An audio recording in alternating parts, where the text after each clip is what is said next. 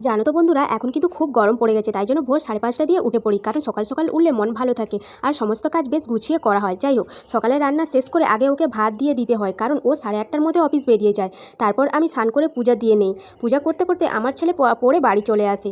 তারপর ওকে আমি রেডি করি স্কুলে যাওয়ার জন্য। আমি আমার ছেলের সাথে একসাথে দুপুরের খাওয়ার সেরে নিই। ওকে স্কুলে দিয়ে এসে আমার যত কাজ, জামা কাপড় ভিজে রাখি, ওগুলো পরিষ্কার করে ধুয়ে রোদে শুকোতে দিই। খাওয়া থালা বাসনগুলো মেজে ধুয়ে রান্নাঘরে রেখে বাইরের সমস্ত কাজ সেরে আমি ঘরে তালা লাগিয়ে দিই, কারণ আমি ঘরে একা থাকি। দুপুরে গ্রামে ঘরে যত দুষ্টু লোকের আনাগোনা। যাই হোক, এরপর আমি একটু রেডি হই কয়েকটা রিলস বানানোর জন্য। রিলস বানাতে বানাতে 2:30-3টে বেজে যায়। এরপর ওদের আসার সময় হয়ে যায়, তাই জন্য কিছু টিফিন বানিয়ে নিলাম। আজকে বানিয়েছি ধোসা। ধোসা খেতে ছেলে ও আমার বর খুবই পছন্দ করে। এরপর ধোসা খেয়ে একটু রেস্ট নিয়ে নিল। রেস্ট নেওয়ার পর আমার ছেলে বুধবার করে অ্যাবাকাসে পড়তে যায়, তো ও অ্যাবাকাসে পড়তে গেল আর আমি বিকালের কাজ সেরে সন্ধ্যা দিয়ে নিলাম। সন্ধ্যা দেওয়া হয়ে গেছে। সন্ধ্যা দেওয়ার পর আমি রাতের রান্না শেষ করে নিলাম। আজকে করেছি আলু ভাজা, বেগুন ভাজা আর মাছ ভাজা, ভাত। আজকের মিনি ব্লগটা এই পর্যন্ত। সবাই ভালো থেকো।